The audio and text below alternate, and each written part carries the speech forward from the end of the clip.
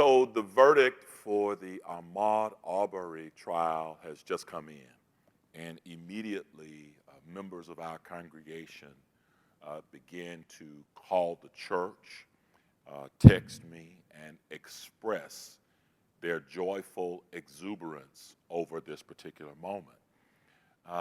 One quote from our member Connie Jordan was, "We needed the raw and unfiltered conversation before this verdict," and she was thankful and grateful that we had it.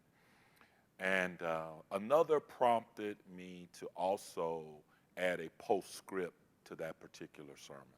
So first of all, we're thankful for this justice that we, believe it or not, as a people, we believe that we have collectively been exonerated and vindicated through this particular trial. It's been over 2 years that we've been waiting for what we perceive to be a stroke of justice in this particular case.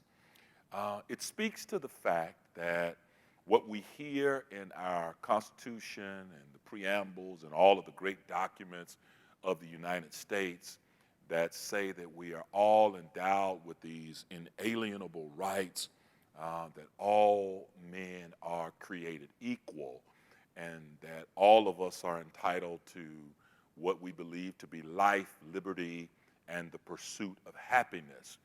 But it is clear to us that while these words are documented, that many of us hold our breath waiting for those words, waiting for justice to live up to those words.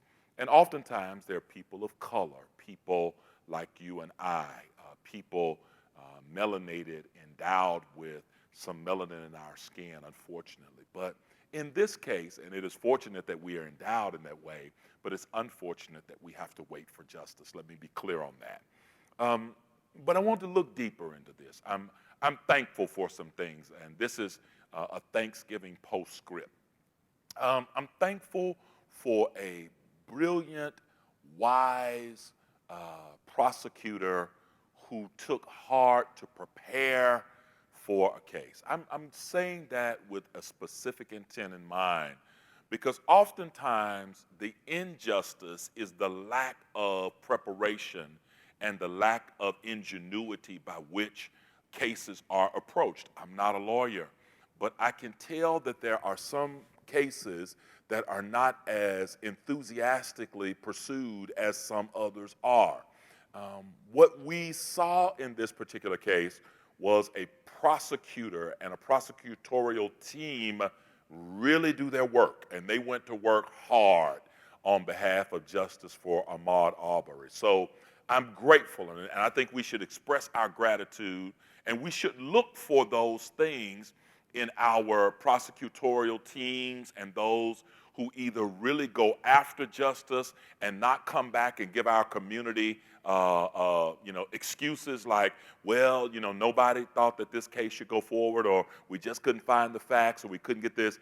This was a clear-cut situation where the prosecutors and the prosecutorial team said, go after them.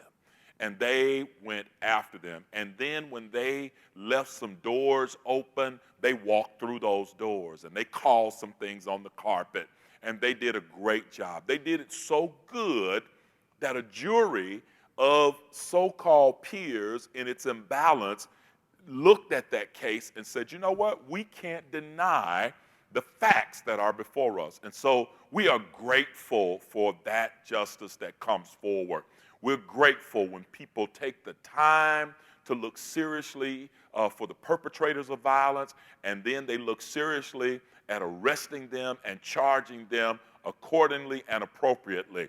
We don't like to see an imbalance of justice. That's all we say in our communities. We believe that when the sentence against an evil matter is not executed speedily, that people take it within their own hands to bring justice to pass. That's not good. We want to see a balance of justice. We see it happen oftentimes from the African American community, where our young boys and girls and those who commit violent crimes are tried swiftly and justice comes quickly. But in this case, We didn't see it happen as quickly, but we did see it happen. And so therefore our hearts are at ease. But I got to say something about that even.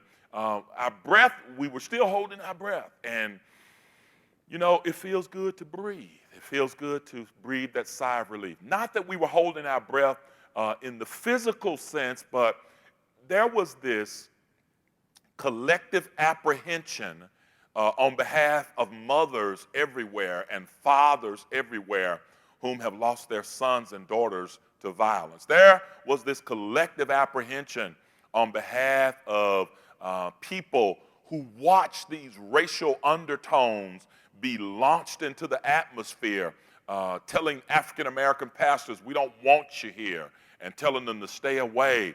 And then the dirty toenails comment that was also inappropriate, but gladly received by the prosecutor to say, thank you for giving me that. I'm going to go after you even more on that. And so we heard these undertones and we began to hold our breath because there was no public outcry or censoring of these people to say that's inappropriate and you should not do that and it's not right. And so we're thankful that a jury who received that information, as seemingly imbalanced as that jury was, supposedly a jury of peers, as seemingly unbalanced as it may have been, they denied anything to happen, or they said, no excuses, we're not going to let you get off on this situation. And so to those parents, happy Thanksgiving. You can breathe again.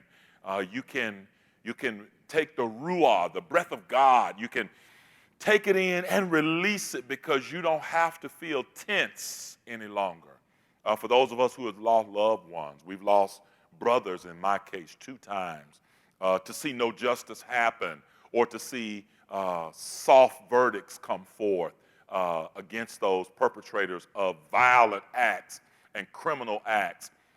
We speak to you. We feel our loved ones, even in their passing and even in their ascension into eternal life.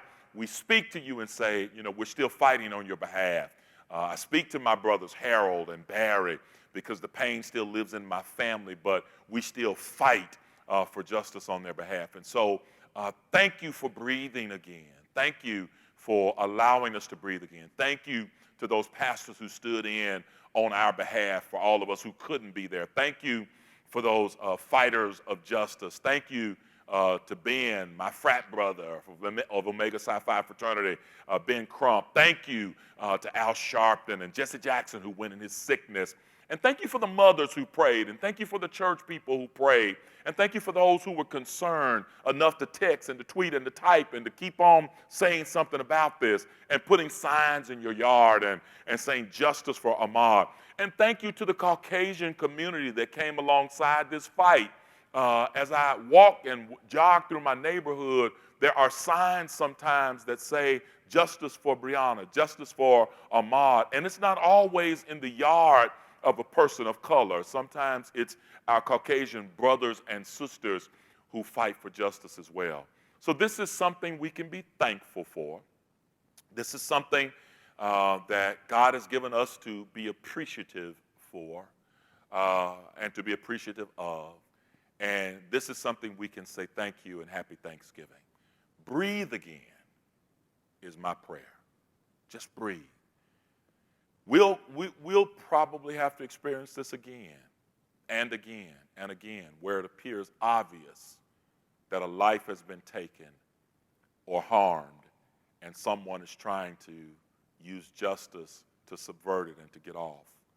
But for now, we can breathe again. Raw and unfiltered.